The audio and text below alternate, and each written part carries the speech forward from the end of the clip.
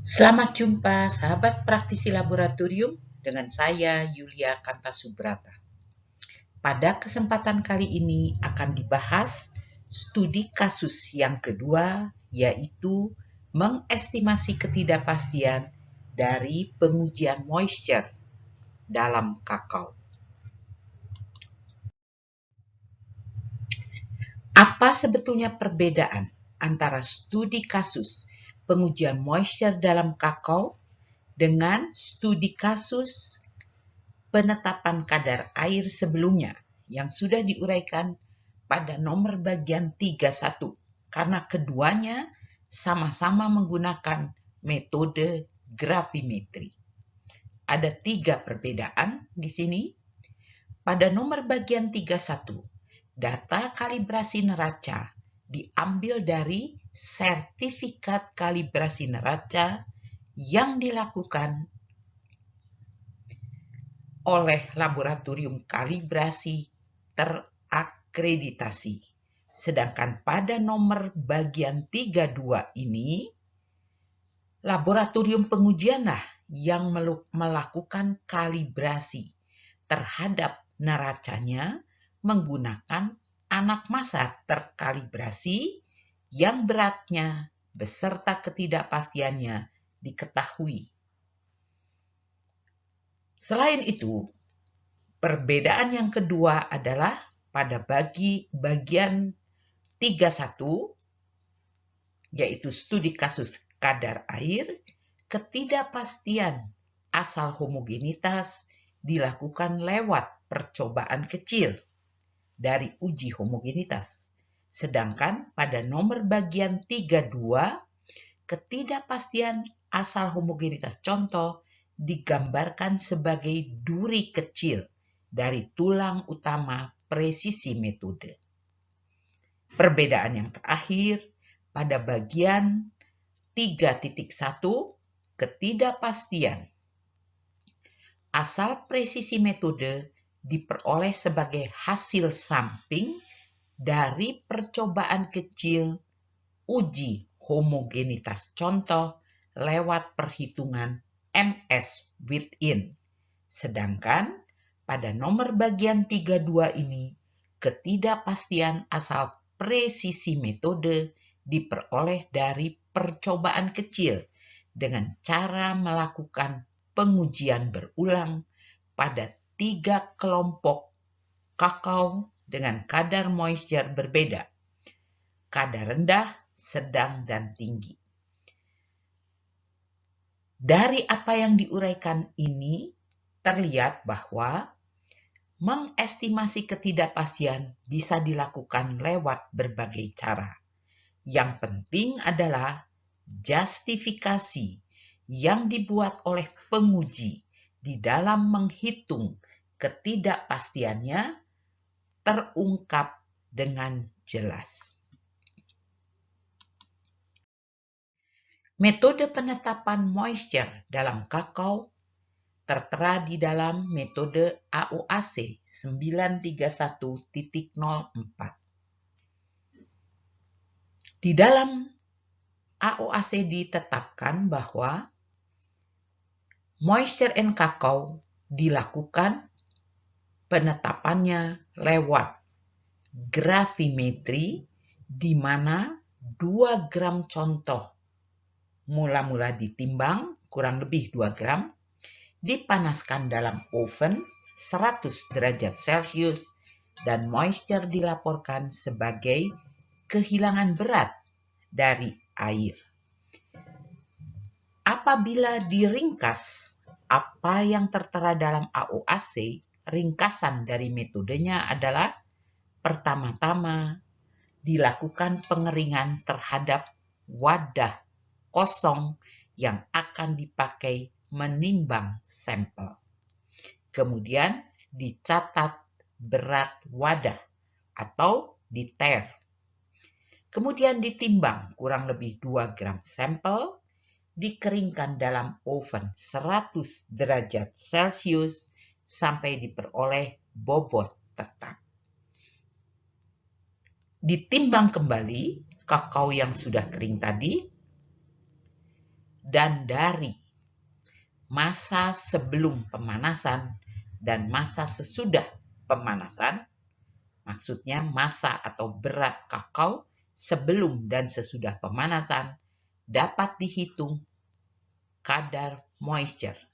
Dengan rumus atau formula, moisture adalah M sebelum dikurangi M sesudah dibagi M sebelum. Jadi M sebelum adalah massa neto daripada kakao sebelum dikeringkan. M sesudah adalah massa neto kakao sesudah dikeringkan. Dan untuk menghitung massa neto perlu dicatat massa brutonya, yaitu massa dari wadah kosong plus kakao baik sebelum maupun sesudah dikeringkan. Sedangkan massa wadah kosongnya sendiri diberi notasi sebagai M-ter. Di sini digambarkan model sistem pengujian dan sumber ketidakpastian yang dapat teridentifikasi dari tiap langkah yang ada pada model sistem pengujian tadi. Kita lihat mula-mula wadah kosong dikeringkan, kemudian wadah kosong ditimbang sampai diperoleh bobot tetap. Inilah yang diberi notasi M-ter. Dan komponen ketidakpastian yang memberikan kontribusi pada M-ter ini terdiri dari data kalibrasi neraca yang dilakukan lab dan data presisi penimbangan. Kemudian setelah M-ter kita catat, kita timbang secara teliti kurang lebih 2 gram kakao. Jumlah sebanyak kurang lebih 2 gram ini yang disebut sebagai M sebelum pemanasan. Maksudnya M neto kakao sebelum pemanasan. Dan komponen ketidakpastian yang memberikan kontribusi tentu saja karena ini pekerjaannya menimbang, ada yang berasal dari kalibrasi neraca, presisi penimbangan, dan selain itu homogenitas contoh. Karena contoh sebanyak 2 gram diambil dari sejumlah lebih besar kakao. Nah, apakah jumlah yang diambil sebanyak 2 gram mewakili sisanya? Disitulah ada sumber ketidakpastian dari homogenitas contoh. Sesudah itu, kakao dalam wadahnya dikeringkan pada 100 derajat Celcius. Tentunya ada komponen ketidakpastian dari kalibrasi temperatur oven yang ikut memberikan kontribusi. Dan selain itu, ada efek ruang dari oven. Maksudnya, ruangan dalam oven bisa punya temperatur berbeda-beda. Tempat di mana paling dalam, bagian paling dalam dari oven tentunya temperaturnya lebih panas dibandingkan tempat di bagian dekat pintu oven. Nah, kemudian terakhir setelah dikeluarkan dari oven, didinginkan dalam desikator sampai diperoleh suhu yang sama dengan suhu kamar dan dengan segera ditimbang kembali, dicatat berat keringnya. Jadi ini yang diberi notasi sebagai M neto dari kakao sesudah dikeringkan. Dan di sini kembali karena pekerjaannya hanya menimbang, maka yang memberikan kontribusi adalah kalibrasi neraca dan presisi penimbangan. Nah, dari apa yang tertera di sini, M sebelum, M sesudah, dan M-ter, kita dapat melakukan perhitungan moisture.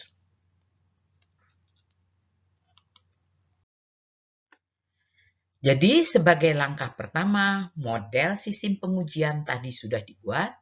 Langkah kedua adalah menuliskan rumus atau formulanya. Tadi sudah dikatakan bahwa rumusnya adalah moisture sama dengan M sebelum dikurangi M sesudah dibagi M sebelum, dan apabila dinyatakan dalam persen tinggal dikalikan 100%. Langkah ketiga adalah gambarkan fishbone berdasarkan rumus di atas. Jadi kalau diketahui dari apa yang tertulis pada rumus, penggambaran fishbone-nya adalah gambarkan mula-mula tulang punggung ikannya yang di tengah, letakkan apa yang kita cari, moisture dalam persen, pada bagian kepala ikan. Kemudian, gambarkan apa yang ada pada rumus sebagai tulang utama. Di sini ada M sebelum dan M sesudah. M sebelum terdiri dari M bruto sebelum, maksudnya M bruto adalah M wadah plus kakaonya sebelum dipanaskan, dan M ter. M ter itu adalah M wadah kosong. Hal yang sama berlaku untuk M sesudah dipanaskan. Dan kita tahu di dalam tulang dari berat selalu ada dua duri kecil, yaitu yang berasal dari kalibrasi neraca dan presisi penimbangan. Hanya di sini kita tidak melihat adanya tulang P kecil sebagai presisi. Mengapa? Karena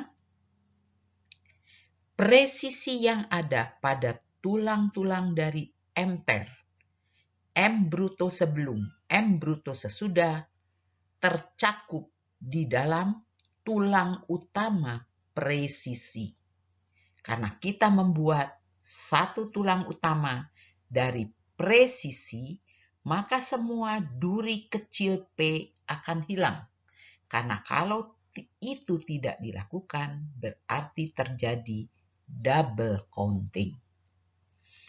Kemudian kita berpikir bahwa setelah apa yang ada pada rumus digambarkan pada fishbone, kita mengatakan bahwa fishbone bukan hanya terdiri dari apa yang ada pada rumus. Fishbone adalah rumus plus-plus, di mana plus-plus berarti sesuatu yang tidak ada pada rumus, tetapi memberikan kontribusi pada ketidakpastian. Dalam hal ini, ada efek ruang atau efek temperatur yang digambarkan sebagai tulang tambahan. Dan juga tulang presisi harus selalu ada. Maksudnya presisi metode. Itu pun tidak ada pada rumus, tapi digambarkan sebagai tulang utama. Dan tadi sudah dikatakan, homogenitas daripada contoh digambarkan sebagai duri kecil dari tulang presisi. Di sini dimaksudkan adalah apabila kita melakukan pengulangan pengujian, maka tentunya kita mengambil cuplikan yang berbeda-beda untuk setiap ulangan. Mengambil cuplikan yang berbeda-beda tergantung dari homogenitas contohnya, bisa cuplikan satu dan lainnya sangat homogen, bisa juga terjadi ada heterogenitas dari contoh yang ikut memberikan kontribusi, sehingga perbedaan pengulangan pengujian berasal juga dari perbedaan cuplikan yang diambil. Itu sebabnya homogenitas dapat digambarkan sebagai duri kecil dari presisi. Dan efek ruang atau suhu efek suhu, itu nanti datanya kita ambil dari kalibrasi oven. Tapi yang dihitung bukan plus minus derajat ovennya, tetapi bagaimana plus minus dari temperatur oven memberikan efek terhadap penetapan moisture. Itu nanti yang akan kita hitung. Nah, sebagai data hasil pengujian, di sini dikumpulkan berapa berat wadah atau MTER 17,0172, berapa berat bruto sebelum dipanaskan, berapa M neto sebelum. Tentunya M neto sebelum adalah bruto sebelum dikurangi wadahnya. Hal yang sama berlaku untuk M bruto sesudah dan M neto sesudah. Jadi M neto sesudah adalah M bruto sesudah dikurangi M ter atau berat wadahnya. Dari data ini dapat dihitung berapa persen moisture dari kakao yang diuji laboratorium. Di sini kita lihat M neto sebelum dikurangi M neto sesudah dibagi M neto sebelum dikalikan 100%. Dan itu memberikan hasil uji sebesar 6,47%. Nah, tibalah sekarang kita pada langkah keempat, yaitu menghitung ketidakpastian baku. Yang pertama-tama kita hitung adalah ketidakpastian baku asal penimbangan, baik untuk M sebelum maupun M sesudah. Tadi dikatakan bahwa dalam studi kasus ini, dengan menggunakan standar massa yang punya berat 2,00008 plus minus 0,00003 gram, laboratorium uji mengkalibrasi neraca dan diperoleh hasil sebagai berikut dari 10 ulangan. Apa yang terlihat di sini? Rata-rata berat yang dihasilkan dari 10 ulangan ada dalam rentang nilai ketidakpastian standar massanya. Jadi, standar massa ini punya rentang di antara 2,00005 sampai 2,00011 gram. Dan apa yang ditunjukkan di sini ada di dalam rentang ini. Kesimpulannya apa? Neraca tidak punya bias. Nah, berapakah ketidakpastian baku dari standar massa atau pengukuran berat standar massa? Kita lihat berat ini pada saat dicari, ketidakpastiannya dihasilkan nilai 0,00003 gram sebagai standar deviasi. Karena di dalam percobaan mengkalibrasi neraca ini, kita tidak menyatakan tingkat kepercayaan, kita bagi dengan akar 3. Itulah yang disebut sebagai ketidakpastian baku dari standar massa yang kita timbang berulang kali. Dari sana kita mencari ketidakpastian baku relatif, yaitu ketidakpastian baku dibagi dengan berat standar massanya. Katakan di sini dibagi dengan berat, dibulatkan 2 gram, kita mendapatkan angka ketidakpastian baku relatifnya adalah 0,0000085 gram atau 8,5 kali 10 pangkat min 6 gram. angka 8,5 kali 10 pangkat min 6 gram ini sangat kecil. Dan karenanya kita akan abaikan. Hal ini dapat kita abaikan. Pada langkah yang kedua, dari menghitung ketidakpastian baku, akan dihitung ketidakpastian baku efek temperatur pada pengujian. Temperatur dari daerah kerja itu ruang antara dua rak dalam oven itu diukur. Dan diperoleh hasil plus minusnya adalah 3 derajat Celcius pada temperatur terpasang. Berarti ketidakpastian baku dari temperatur oven adalah nilai 3 derajat Celcius dibagi akar 3. Di sini dihasilkan angka 1,732 derajat Celcius. Kemudian yang dilakukan adalah sampel kakao dengan nilai moisture tertentu. Biasanya kalau kita punya kadar moisture rendah, sedang, dan tinggi, maka untuk mewakili kita ambil yang tengah, sedang. Dengan kadar moisture tertentu, yaitu kadar moisture sedang tadi, ditetapkan dengan oven yang dipasang pada 2 temperatur berbeda.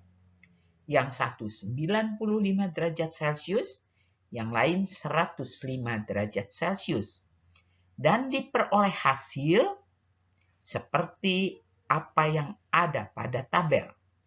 Di sini dicari rata-rata dari persen moisture pada saat temperatur oven dipasang pada 95 derajat Celcius dan rata-rata dari persen moisture pada saat temperatur oven dipasang pada 105 derajat Celcius. Dengan data ini dapat dihitung efek temperatur. Efek temperatur adalah perbedaan kadar moisture dibagi perbedaan temperatur terpasang. Jadi di sini dikatakan efek temperaturnya adalah 0,0224% moisture derajat Celcius min 1. Padahal ketidakpastian baku dari temperatur oven adalah 1,732 derajat Celcius. Kalau saja per derajat Celcius ada efek temperatur sebesar 0,0224% moisture, maka untuk ketidakpastian baku dari oven yang besarnya 1,732 derajat Celcius akan ada efek dari temperatur terhadap persen moisture sebesar angka 0,0224 dikalikan 1,732. Di sini diperoleh hasil 0,0388% moisture. Yang terakhir, untuk menghitung ketidakpastian baku asal presisi, dilakukan pengulangan pengujian moisture dengan 3 kelompok kakao, yaitu kakao yang mempunyai kadar moisture rendah, sedang, dan tinggi. Hasil pengujian yang diperoleh dapat dilihat seperti apa yang tertera dalam tabel, dan pada saat kita menghitung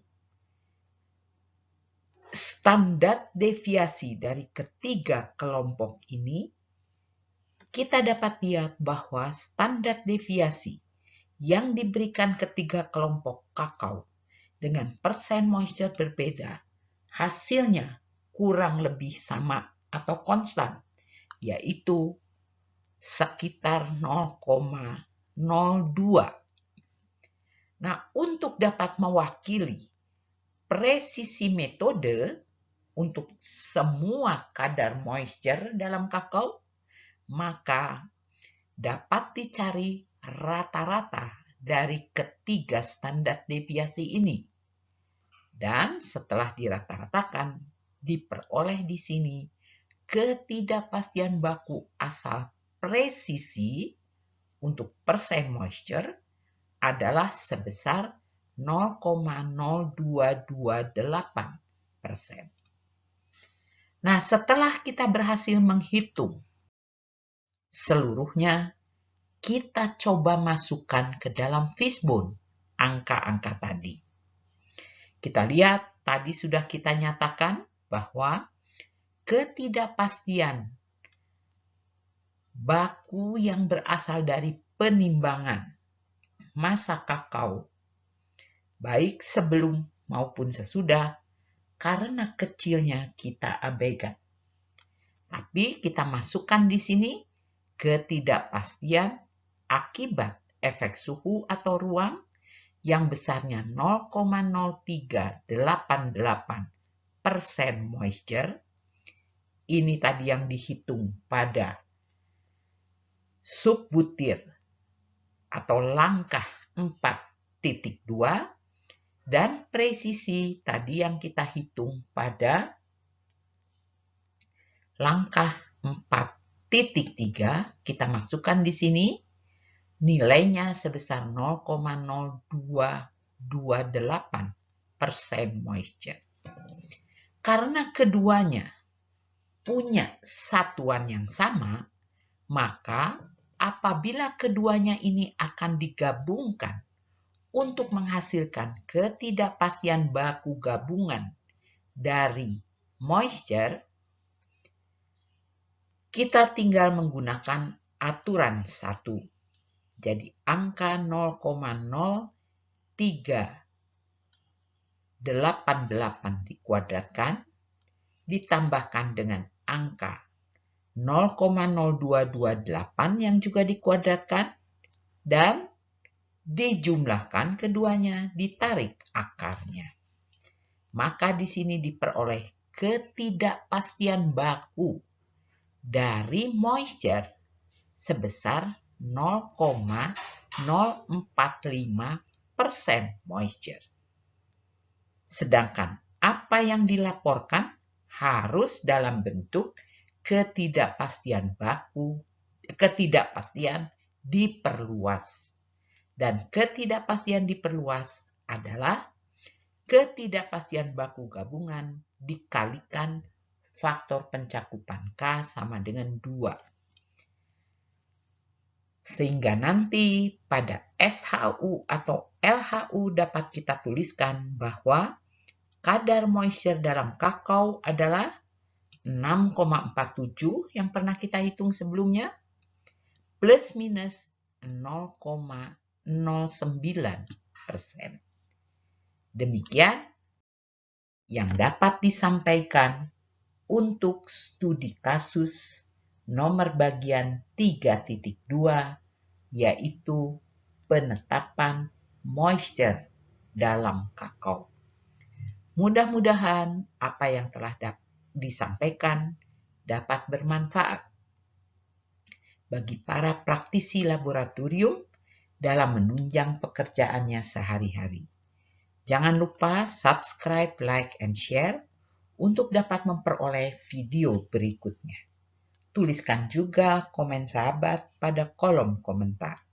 Sampai jumpa di video yang akan datang.